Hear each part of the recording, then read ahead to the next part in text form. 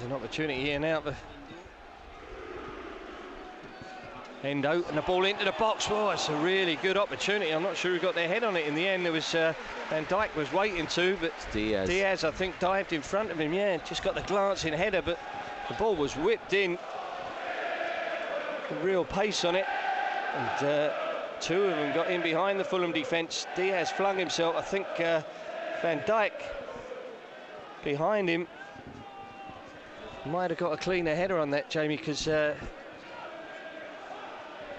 Diaz had to kind of throw himself at it. But for Polina, Bassi forward for Pereira, back to Polina, out to Anthony Robinson. We've created a bit of space nicely midway inside their half. He feeds it forward to Bobby Decker-Dover-Reid. Ball back into the box. Iwobi towards João Polina, who got the shot on target, which I think was his primary concern there, Jamie. It came at him quite quickly and he just wanted to keep it down, I think, and keep it on target, but unfortunately pretty much straight at the keeper, and not enough power. You need an awful mistake there really from Alisson. Castagne's underneath it, guides his header down for Alex Iwobi on the right hand side, working his way infield. Back it goes for Tosin on the halfway line and squares it across for Calvin Bassi. Back for Tosin. Out to Alex Iwobi once more on this near touchline. He got caught there, goes to ground, but play goes on. And Gakpo working his way infield, finds Jota. Well, he went down under the challenge from João Polina, who's going to get a yellow card. I think that was frustration, really. He did slide in a little bit, and I think Jota's making a bit of a meal of it. But I think probably João felt like some of the other Fulham players that there'd been a foul on Alex Iwobi, and we shouldn't be in the position we were in. I mean, again, you look at a replay, Jamie, why is he pulling that face and squealing and screaming? Because there's barely any contact, if there was contact at all. I'm not sure that Gakpo didn't catch Iwobi, Jim. Yeah, no, I think he did. It could easily have been a free kick to us, and I think that's what forced João to go sliding in to make sure he stopped Diogo Jota. But as I say, looking at the replay, if he did make any contact, it was minimal. It certainly didn't warrant the histrionics there from Jota. It's the first yellow card of the game, and no massive surprise, I don't suppose. It's João Polina, 30th minute. And again, we've got a free kick to defend. This time, rather than being bang in line with Bernd Leno's far post, it's pretty much bang in line with his near post as we look, which is his right-hand post. And again, it's 24, 25 yards from goal.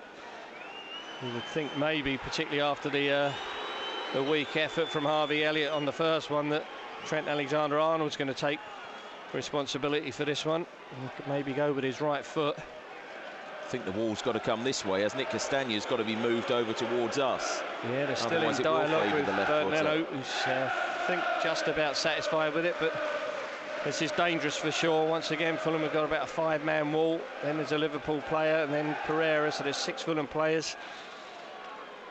But, 5 in the wall, and then a slight gap. Pereira getting involved in a little pushing match. He's got to be careful. Trent Alexander-Arnold's going to go for goal. And it's in. It's just what you feared, really. It's a perfectly struck free kick from Trent Alexander-Arnold, and Liverpool are in front. Fulham not very happy about it, but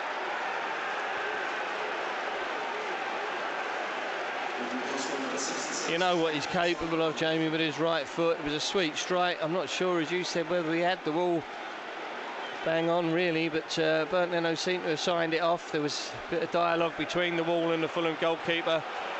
They're over-celebrating down in front of the Hammersmith Enders there, and I think that's not doing the atmosphere any good. Marco's having a right go at the fourth official. Stuart Gray is down there as well. I think they're unhappy.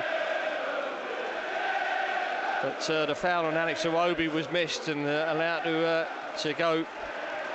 But then once João Polina slid in, not only was a free kick awarded, he's now on a yellow card, and you also knew there was a very good chance of Trent Alexander stepping up and beating Bernd Leno from that distance.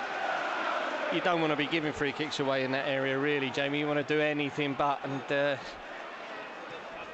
Gakpo now going for goal, and that's a corner. Bernd Leno's got his fingertips to it, but it's obviously given them a real lift.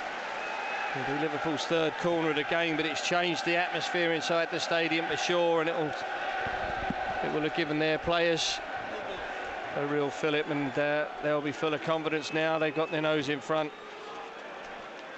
They needed a goal really because for all their domination and possession.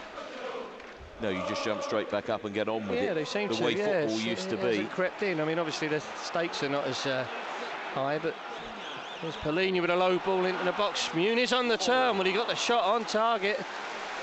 Alisson had to get his right glove down low to keep that one out. In the meantime, there's another Liverpool player gone down. They've had to knock it out of play. Is it Endo? Just barely 10 yards, you'd say, from Andreas Pereira. Can he deliver a killer ball in now? Well, not sure if he went for goal or not, but well, the referee's got that wrong. The keeper's pushed that over the bar. It's got to be a corner. Well, you're right, Jamie. This assistant down here, to be honest, might as well go home, because he's got to be monitoring that. I think, all right, Andreas probably took us all by surprise a little bit going for goal with the shot, but plain as day there, the keeper's tipped that over the bar. And the referee's been deceived. It's poor officiating. Fulham should have had a corner, but Anthony Robinson with a cross coming in. Oh, Muniz pushed in the box. Surely, Iwobi, Muniz, could be a handball. Castagne! Timothy Castagne, come on, Fulham! Come on! Bang on half-time, and it's Timothy Castagne in the end who finished it. There was all sorts of appeals for penalties, but in the end it fell for Castagne to bury it with his right foot. We're back on level terms in first half stoppage time. And it's Timothy Castagne's first goal in a Fulham shirt. As far as I'm aware, I'll have to check that, but I'm fairly certain it's his first goal. Alex Iwobi turned it across Muniz with the header. It was blocked, but it fell for Castagne, who's reacted quickly, Jamie, and he's finished it well. He had to get enough on it to clear a couple of players and the keeper. It's his first ever Fulham goal, and it's got us back on level terms, and it's changed things immensely. It's certainly quietened the fans at the Putney end. The Hammersmith enders are on their feet, and midway through the 4 minutes of added time, it will creep over that now, obviously with a stoppage for the goal. But Fulham are back on level terms, Jamie, and that's fantastic. Brilliant, Jim. I thought that Robertson might well have fouled in the build-up. It was Muniz, yeah. Wasn't it? Yeah, he didn't give anything. He's then gone diving right in. Picks out Gravenberch. First touch wasn't great. Castagne can get it away for Fulham. Finds Alex Iwobi. That's not a good ball, though. Easily cut out by Harvey Elliott. We're certainly on the back foot. Here's the shot. Well, it's 2-1 to Liverpool, and it's Gravenberch. And unfortunately, it's of our own making there. We just kind of lost our shape and lost our composure, really, under a bit of pressure. We had the opportunity to play our way out. On this occasion, I think it was Alex Iwobi with the poor ball. It wasn't, he was trying to feed it out to this near side, to Fulham's left. There was never enough on it. It was intercepted, and then Gravenberch, to be fair to him, has finished it really well. It's another top quality finish. I mean, how many times are we going to say that this season against Liverpool? They seem to save their best goals for playing against us, but Alex won't want to see this again, really. It's a risky ball. It was easily cut out by Harvey Elliott, and then one touch and buried in the corner from Gravenberch, who really hasn't seen much of the ball at all. He's been no kind of a threat. Well, we've said it so many times, Jamie, and never more so than against a side with this sort of talent. You just can't afford to give the ball away at this level. Short for Bobby Decordova-Reid. Back to Robinson. Back to Decordova-Reid. To Bassi. Oh, that's a bad ball. They bypass tossing, and it falls for Gakpo up to the edge of the box. The right-footed shot. It's a good save from Bernd Leno. Whether it was on target or going just wide of the far post, I'm not sure, but Bernd got down and got a good strong hand to it. Just a little slip up there, Calvin Bassey with the pass towards tossing, and it was wayward. And again, Jamie, you just can't emphasise enough. You cannot give the ball away in those sort of areas, particularly against top sides. Yep, they chase you down, don't they? They win the ball back, and then so often They're very dominant when they get these opportunities, even half chances. Chose the wrong moment really to approach Salah, who was down on his knee. I'm not sure he was praying or just tying his boots up, but there's a chance now for Jota, who's got in behind. That might have killed it. They just opened this right up. Leno got a hand to it, but he couldn't keep it out. Diogo Jota just got in between the lines, really. It was an easy opportunity. Leno certainly got a strong hand on it, Jamie, but obviously not quite strong enough. Kept it out, Jim. Yep. Seemed to be well positioned. I mean, Jota is a good finisher, but it was.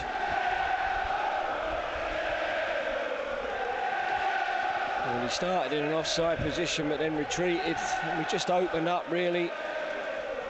The ball through. I mean, it will be looked at, I'm sure, but he's just about stayed on, I think. Taking a couple of touches, the left-footed shot. Looked as if Burnt was well placed to make the stop, but they are looking at the offside. But I think Calvin's maybe Calvin Bassey is just playing him on. Yeah, it's very, very tight. We are checking possible offside. It's just a matter of the split second the ball's played. You've got to be sure they're getting that right, because that makes all the difference. The yellow boot. It's Calvin Bassey's arm that's doing it, his hand, Jamie, but then is his hand, I mean, you can't touch the ball with your hand, can you? So you look at that right foot, it is extended, isn't it, from Jota?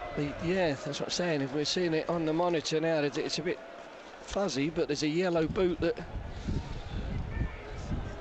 I mean, it's got to be further forward than any part of Calvin's body that he can touch the ball with, isn't it? And it's onside. I'm still looking at it. I think they've given the goal.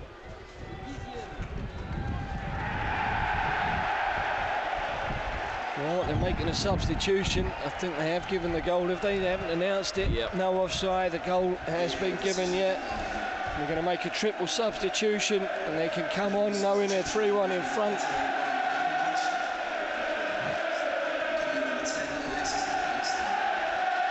So Gravenberch is going off.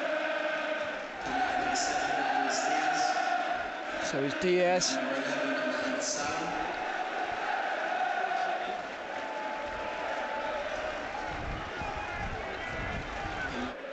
Certainly even more so now that we're running out of time. Here's Lukic to Muniz, and then the shot was well saved and then turned into the side netting.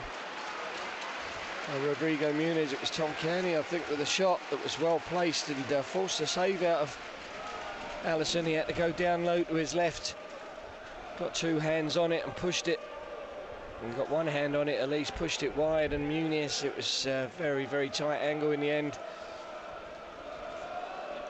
It was a good save. He couldn't be sure. It might have been going just wide or